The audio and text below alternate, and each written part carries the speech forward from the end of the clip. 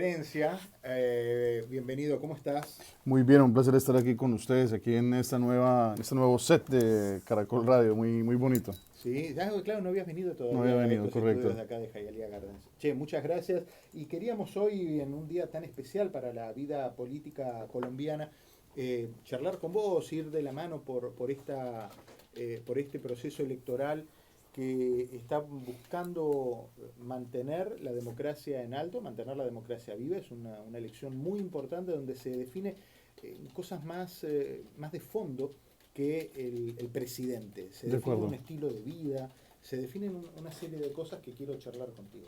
perfecto. ¿Cuáles sentís que son la, la importancia de este proceso de hoy? Pues la elección tiene una importancia, creo que fundamental, porque como tú dices tú, se deciden muchas cosas, pero también hay un gran descontento en el país, como se han venido manejando las cosas en los últimos años, y no tenemos alternativas con las cuales la gente realmente pueda conectar. Y creo que la verdadera disyuntiva que hoy tienen los colombianos en todo el mundo, sobre todo en Colombia y también en el exterior, es por quién salir a votar.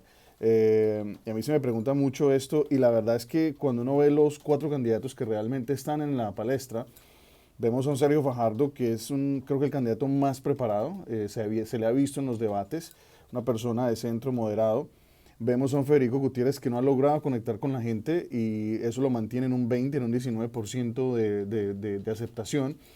Y tenemos al señor Rodolfo Hernández que ha venido en ascenso, y es de una y otra manera una opción incierta porque el país no sabe realmente a qué se va a tener, pero muy posiblemente puede derrotar a Federico Gutiérrez porque ha venido en ascenso y la gente se ha identificado más con el discurso del señor. Y se ha identificado precisamente con el señor Rodolfo Hernández porque como la gente no conecta con el señor Gutiérrez, entonces buscan con quién, o sea, identificarse y él Claro, ha logrado acoger esta cantidad de ciudadanos. claro. Y tenemos el señor Gustavo Petro que de una y una manera representa una alternativa política de izquierda en Colombia, pero con la cual muchos ciudadanos colombianos se identifican porque es una persona que ha venido haciendo campaña política en los últimos 4 años. Entonces tenemos una disyuntiva en la medida en que el colombiano no sabe realmente cuál va a ser la mejor opción porque realmente ninguno de los candidatos ha logrado Ujú.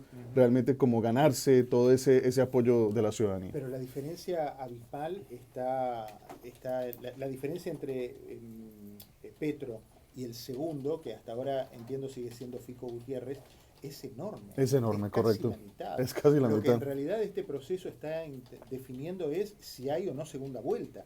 La gente está saliendo a votar básicamente para mantener a para mantener a Petro por debajo de la presidencia de un solo día, Primera digamos, vuelta. en primera Primera vuelta. vuelta, ¿no? Ese es un poco el desafío del se colombiano hoy. De acuerdo. se necesitan 50 más 1.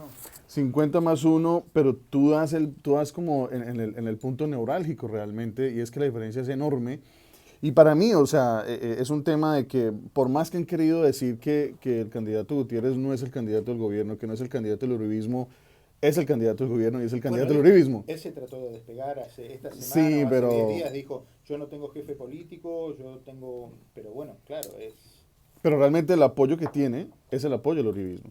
¿Cuál es? Entonces, ese es el verdadero problema que tiene él, porque es un buen candidato, es un buen tipo, pero entonces realmente hoy por hoy el capital político del uribismo es, o sea, en la opinión pública es casi, o sea, en fin. Entonces, eso lo ha realmente perjudicado a él, porque pienso que si no lo hubieran apoyado tan de frente y lo hubieran dejado que él hubiera hecho su campaña solo, así lo estuvieran apoyando, pero que no lo hubieran hecho tan de frente, tal vez la diferencia hubiera sido más es corta. correcto. Y no hubiera habido lugar a que el sector petrista dijera que era el candidato al uribismo, Claro. porque eso lo liquidó. ¿Cuál es la mayor demanda del pueblo colombiano para con el gobierno? O sea, es en la parte económica, hay una tendencia como uno ve, bueno, nosotros en Argentina estamos ya del otro lado, pero hay una tendencia de un gobierno más asistencialista, de un gobierno más progresista, o es en realidad una carencia de propuestas que hace que esto sea tan turbio de alguna manera. Pero ¿qué es lo que trae Petro que el resto no trae y que le lleva al apoyo? Fuera de si es algún carisma personal o demás, en propuesta concreta. Pues creo que lo que propone Petro finalmente en muchos aspectos son cosas que no se pueden realizar desde el punto de vista económico. Entonces se vuelven O sea, es un propuestas. vendedor de ilusiones Correcto, y eso se vio en el último debate. Por ejemplo, yo no estoy de acuerdo con que se frene la exploración petrolera. Además, porque es que no tenemos una alternativa en este momento. Entonces, salir tú en público a decir, voy a acabar con la exploración de petróleo, pero no tengo una alternativa y voy a frenar lo que se está explorando ahorita y vamos a esperar 12 años a que lo que se está haciendo ahorita se termine y en 12 años vamos a lograr alcanzar una alternativa. Eso para mí es un mensaje equivocado porque nos vamos quedando sin dinero y vamos en un rumbo parecido al de Venezuela, o sea, y no es por decir que es el candidato del castrochavismo, pero en realidad eso genera dudas en la población. En el último debate, como decimos en Colombia, lo peinó Sergio Fajardo. Sergio Fajardo le dijo, todo lo que estás proponiendo se puede hacer, pero en un país extremadamente rico. Nosotros no tenemos los recursos para eso. Entonces, el pueblo colombiano lo que está buscando son propuestas realizables y que finalmente no se roben la plata. O sea, que no haya la corrupción tan enorme que hay. Y eso de una y otra manera es la razón por la cual Rodolfo Hernández está tan encima y está prácticamente, lo veremos hoy qué pasa, si le gana a Federico Gutiérrez. Porque en el debate también cuando le preguntaron a Federico Gutiérrez por apoyos de clanes políticos que están asociados con la corrupción, tampoco supo responder, ni Federico ni Petro. Entonces el país realmente está cansado de eso y le puede pasar a Colombia lo que le pasó a Estados Unidos, que en un desgaste de los partidos, en un desgaste de la clase política, terminaron eligiendo a una persona como Donald Trump, que era finalmente una persona que venía de afuera. Y en este caso, Rodolfo Hernández es un empresario que viene de afuera y que viene a buscar una alternativa eso está política. empezando a ser una tendencia, ¿no? O sea, un fracaso de la política en brindar soluciones, aumentado por es difícil, ¿cómo explicarlo? Una ignorancia del pueblo que cree que el Estado es un marciano que viene, imprime plata y la distribuye, no se dan cuenta que son ellos, que la única plata que tienen es la del pueblo. Lo que ha motivado que haya un gran desprestigio de la clase política, inclusive en los Estados Unidos. O sea, lo estamos viendo ahora con los últimos hechos. En Argentina ni hablar, así gana Boris y ahí lo tenés a Bolsonaro. Correcto. ¿No? Entonces, gente que, por otro lado, cuando vos lo pensás, Cristian, es decir, bueno, es bárbaro venir y protestar, voy a cerrar el Banco Central, voy a eliminar esto y demás, y no tienen equipo ni para salir. No, claro, y la segunda división, dos ¿no? cosas que me llaman mucho Señor. la atención. Una es que los candidatos se paren, digan lo que quieren hacer, pero que no den alternativas y que la gente no le pida esas alternativas. Eso me parece de una falta de compromiso cívico tremendo.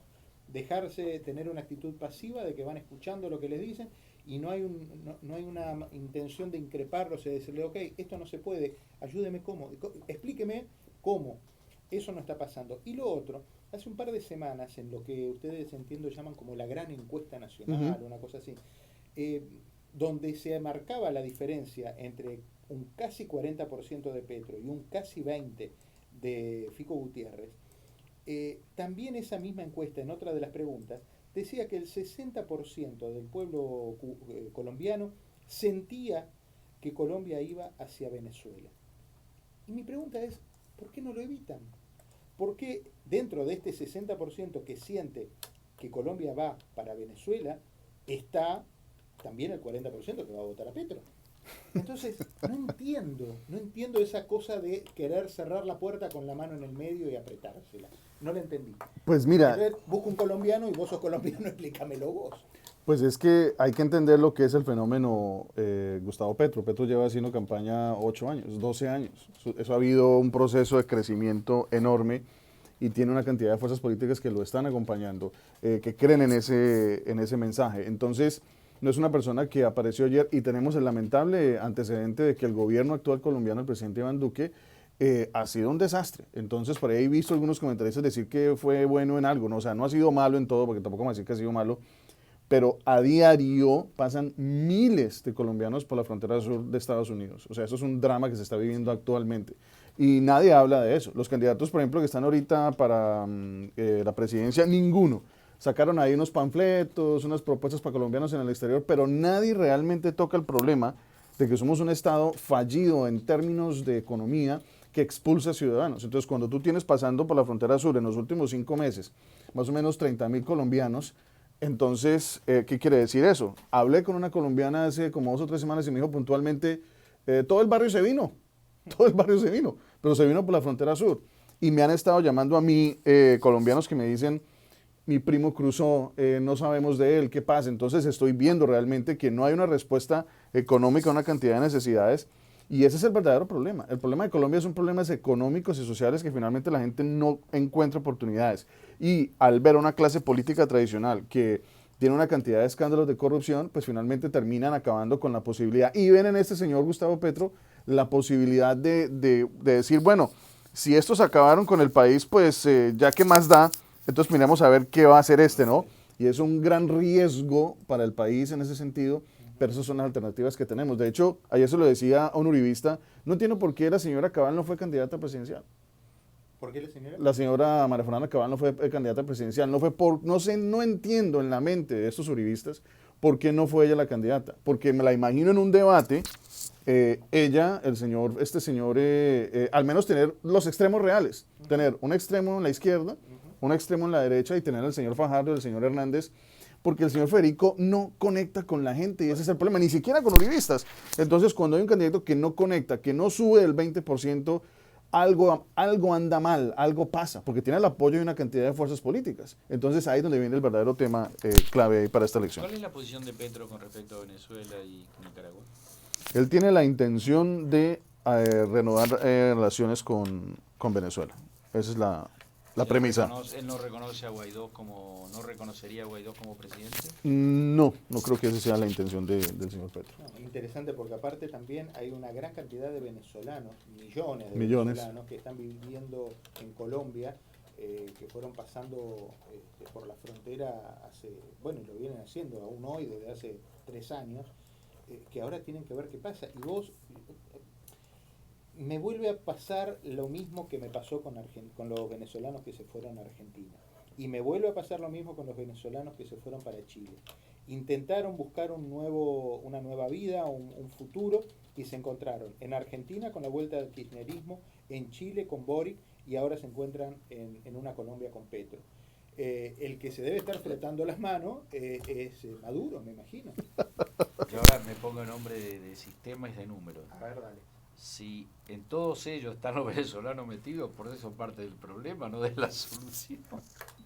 Bueno, no sé. Yo sé que no creo que lleguemos. Pero miren, Pero la realidad latinoamericana es esa. La realidad latinoamericana es que tenemos un pueblo que ha despreciado las condiciones de libertad. Yo personalmente voy a ser muy crudo, el pueblo argentino es un pueblo de vagos, es un pueblo que no trabaja, más del 60% vive del gobierno. Pero no era así, vos sabés que no era así.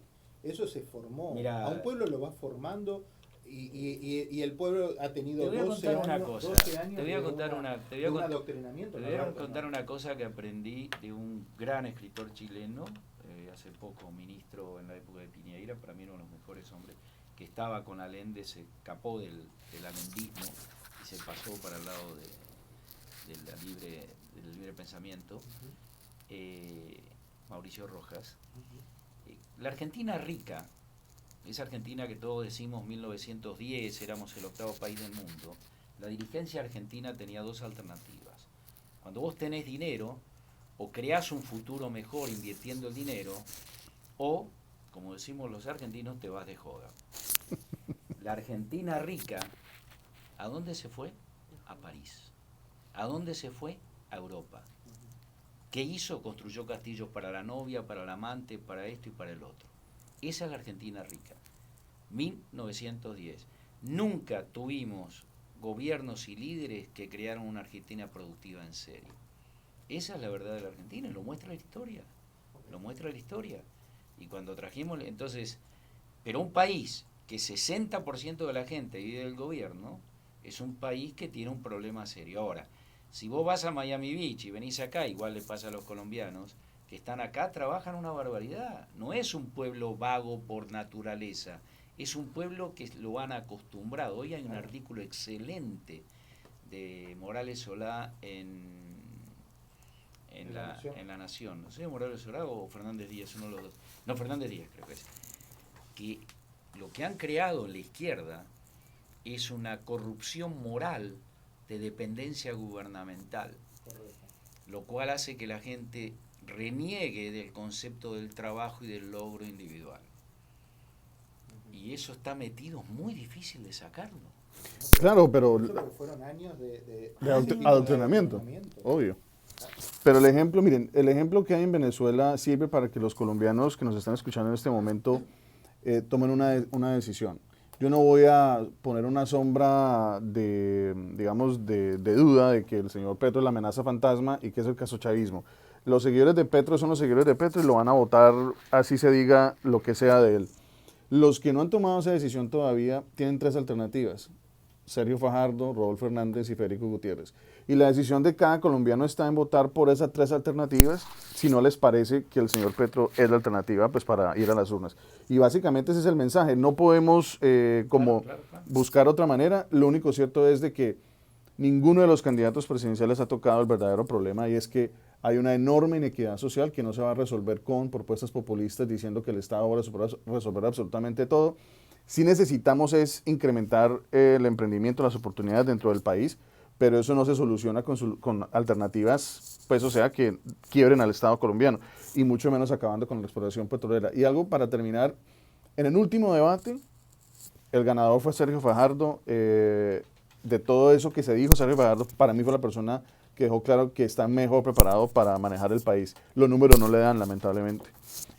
Y vamos a ver qué termina decidiendo la gente hoy. Si de golpe hoy la gente termina cambiando su opinión. Pero no es una alternativa mala. Que haya una segunda vuelta para así poder quizás dirimir mucho más conceptos y programas. Pero los únicos que pueden ganar en segunda vuelta realmente son Sergio Fajardo y Rodolfo Hernández. Recuerdo las encuestadoras y el análisis políticos que se ha hecho. Eso está complicado, porque si el que en este momento sería el segundo número, digamos, grande es Fico Gutiérrez, las otras dos personas que me están mencionando están muy lejos. Pero Rodolfo está a un punto.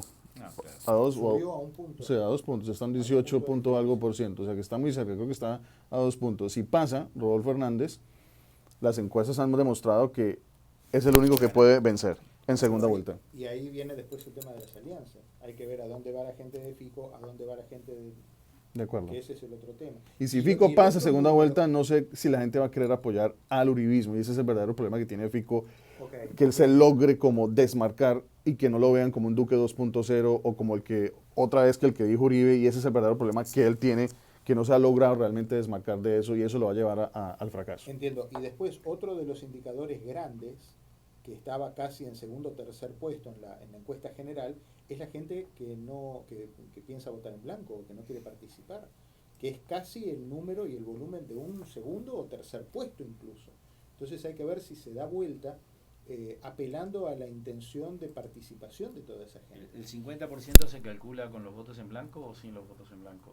Es una gran cantidad. Creo que del censo electoral yo diría que hay un 20% de personas que no quieren votar por ninguno de los candidatos. Cuando calculan, hay dos maneras de ponerlo. Los votos en blanco se excluyen del cálculo, con lo cual el ganador puede tener mucho menos que el 50 completo, o el blanco se computa, con lo cual hay segunda vuelta de todas maneras. No sé cómo es el sistema. Espero que haya segunda vuelta para que haya la oportunidad de que realmente haya un candidato que responda a las necesidades de todos los colombianos. A la fecha, de los 4 que tienen alternativa, realmente ninguno logra realmente como llegarle a toda la ciudadanía.